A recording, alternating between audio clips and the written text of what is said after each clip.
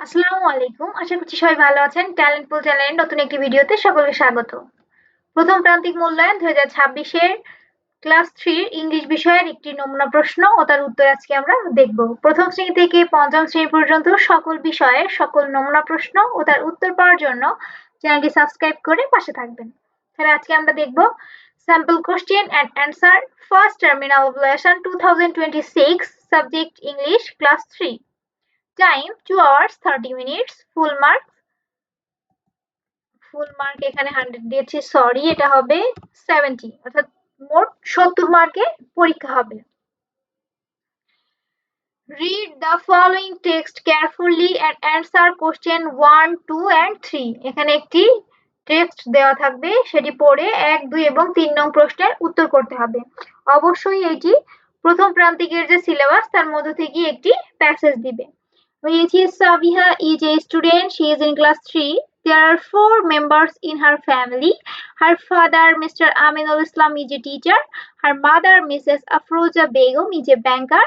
Her brother is only 1 year old. তারপরে এক দাগে কি আসবে দেখি, identifying true or false for the S statement. নিচে যে স্টেটমেন্ট গুলো দেওয়া আছে সেটা সত্যি না মিথ্যা। যদি সত্য হয় তাহলে আমরা লিখব ট্রু, আর যদি মিথ্যা হয় তাহলে লিখব ফলস। এখানে 5টি আছে, 5টির জন্য থাকবে মোট 5 mark. A Sabiha is in class 4। Sabiha চতুর্থ শ্রেণীতে পড়ে, এটা কি সত্য? না, তাহলে এটা কি হবে? ফলস হবে। যদি এটা কারেক্ট আনসার লিখতে বলে তাহলে আমরা কি লিখব? শি ইজ ইন ক্লাস 3 অথবা সাবিহা ইজ ইন ক্লাস 3 এভাবে, ঠিক আছে? কিন্তু তোমাদের সম্ভবত এটা লিখতে হবে না, আমি তোমাদের বোঝার সুবিধার্থে এখানে লিখে দিয়েছি। তোমরা শুধু অ্যান্সার টু দ্য কোশ্চেন নং 1 লিখে এ লিখে ফলস লিখে দিবে। B mister Aminul Islam is a teacher, তো কি হবে? ট্রু, তাহলে বি লিখে আমরা লিখে দিব true. C there are 5 members in Sabiha's family. সাবিহার পরিবারে কি 5 জন মেম্বার ছিল? না, কি ছিল? 4 মেম্বার, তাহলে আমরা লিখব ফলস, মানে এটা মিথ্যা তথ্য। there are 4 members in Sabiha's family, এটা তোমাদের লিখতে হবে না, আমি তোমাদের বোঝার সুবিধার্থে লিখেছি। তারপর ডি তে কি আছে, Sabiha's mother works in a bank, এটা ট্রু।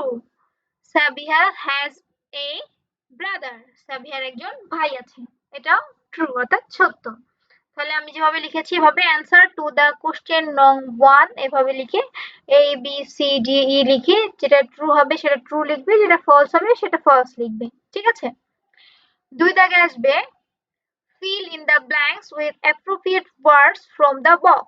তার উপর যে বক্সে কিছু শব্দ দেওয়া আছে সেগুলো ব্যবহার করে নিচের শূন্যস্থান পূরণ করবে। এখানে 1 into 5 is equal to 5, অর্থাৎ প্রতিটিতে 1 নম্বর করে, 5টির জন্য থাকবে 5 নম্বর।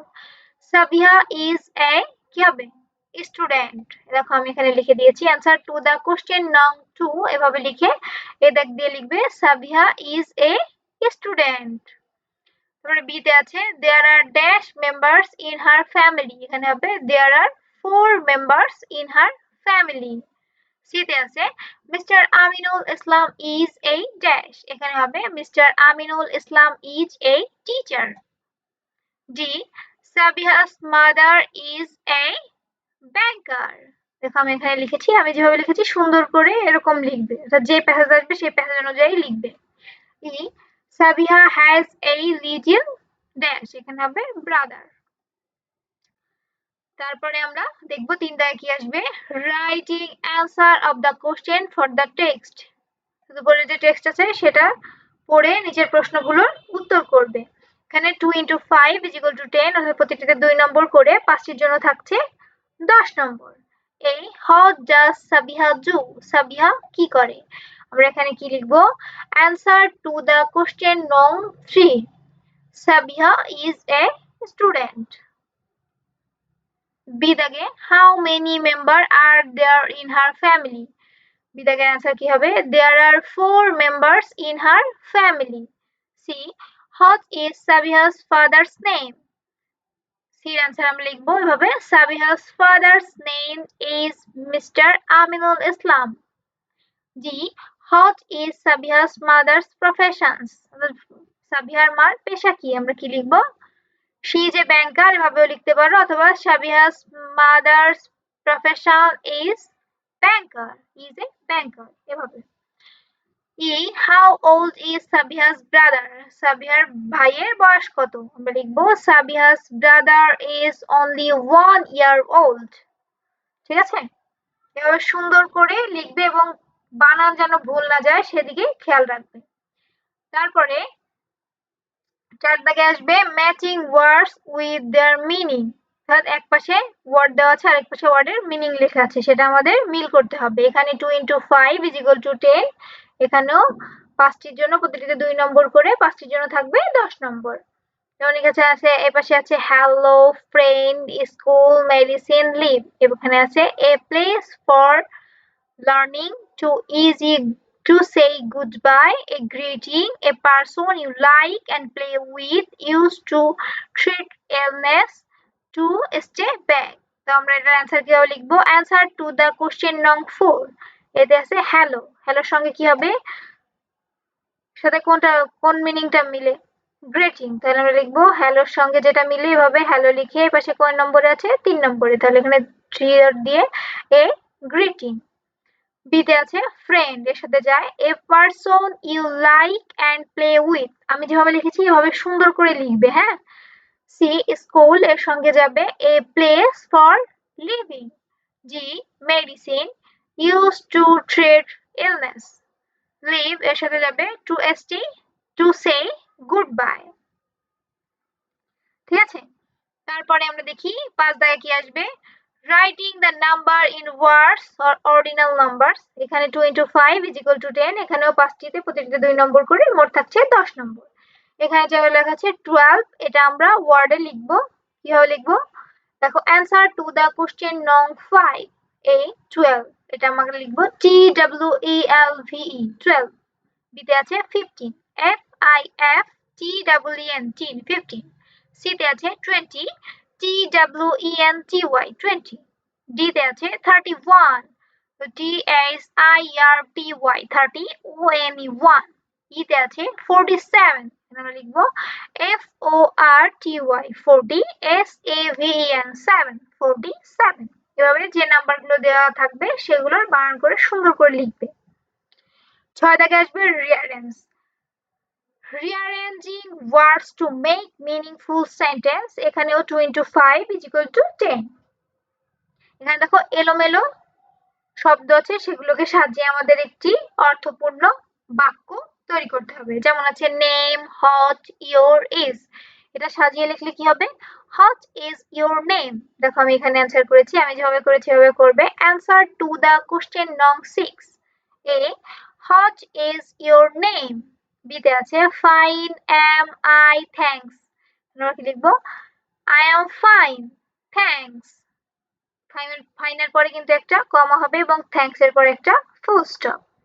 তারপর সিতে আছে ইউ মিট নাইস টু। আমরা লিখবো নাইস টু মিট ইউ, এখানে হবে ফুল স্টপ। আর যে প্রথম শব্দের প্রথম যে অ্যালফাবেটটা থাকবে সেটা আমাদের কি করতে হবে? ক্যাপিটাল লেটার লিখতে হবে, তো বড় হাতের লিখতে হবে। তারপর আছে D, live where you do. আমরা লিখবো হোয়ার ডু ইউ লিভ, এখানেও ডাব্লু কিন্তু ক্যাপিটাল লেটার হবে, অর্থাৎ বড় হাতের লিখতে হবে। ই ক্লাস ইন I3M, এটা আমরা সাজিয়ে লিখলে হবে আই অ্যাম ইন ক্লাস 3, এরপরে হবে ফুল স্টপ। ঠিক আছে, তাহলে আমরা সাজিয়েও লিখবো এবং তার সাথে কোথায় প্রথমে লিখলে সেটা ক্যাপিটাল লেটার লিখতে হবে এবং শেষে যে চিহ্নগুলো দেওয়া আছে অর্থাৎ পাংচুয়েশন মার্ক, সেগুলো আমরা খেয়াল করব। ঠিক আছে, 7 দাগে আসবে using capital letter and punctuation marks. এখানে দেখো কি বলছে, বড় হাতের অক্ষর এবং দাঁড়ি কমা ফুল স্টপ ব্যবহার করতে হবে। এখানে 1 × 5 = 5, প্রতিটিতে 1 নম্বর করে, 5টির জন্য 5 নম্বর। How are you Rita. দেখো এখানে একটি শব্দ লেখা আছে, বাক্য লেখা আছে, যেখানে কিন্তু কোনো ক্যাপিটাল লেটার ব্যবহার করা হয়নি। আমরা কি জানি, শব্দের প্রথমের অক্ষর যেটা বসবে সেটা কিন্তু সেই অ্যালফাবেটটা কি হয়? ক্যাপিটাল লেটার হয়।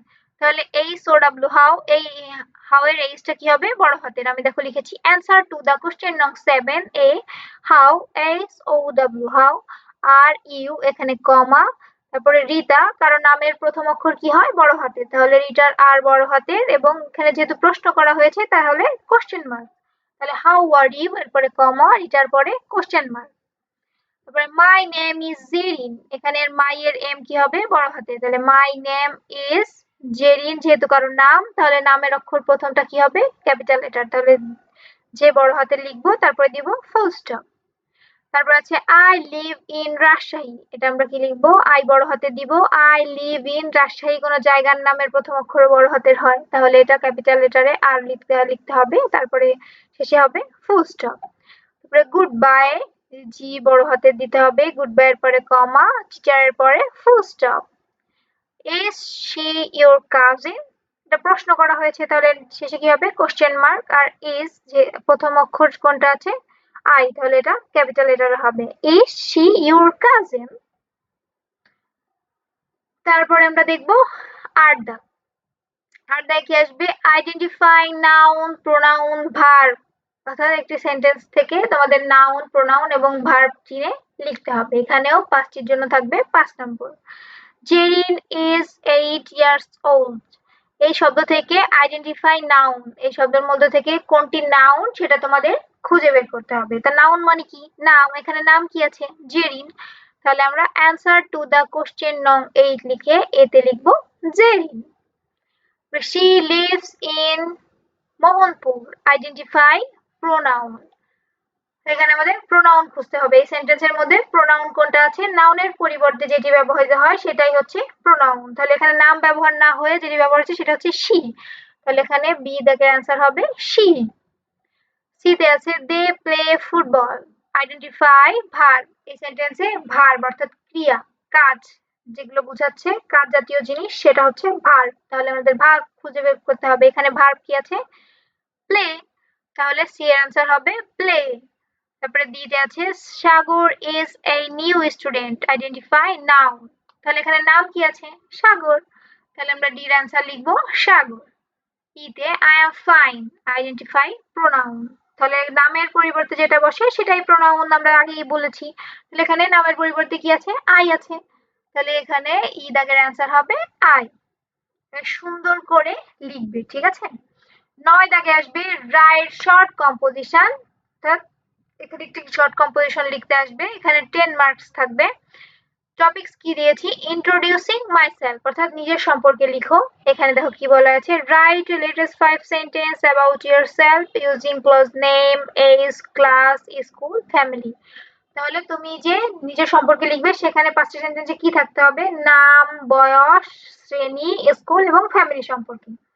তাহলে আমরা অ্যান্সার কিভাবে লিখবো দেখো, অ্যান্সার টু দ্য কোশ্চেন নং 9, introducing myself.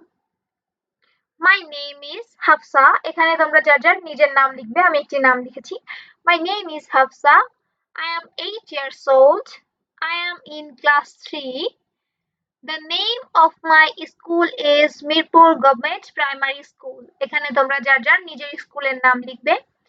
There are 5 members in my family, এখন তোমাদের পরিবারে যদি 6 মেম্বার বা 4 মেম্বার হয় সেটা তোমরা এখানে কারেকশন করে লিখবে।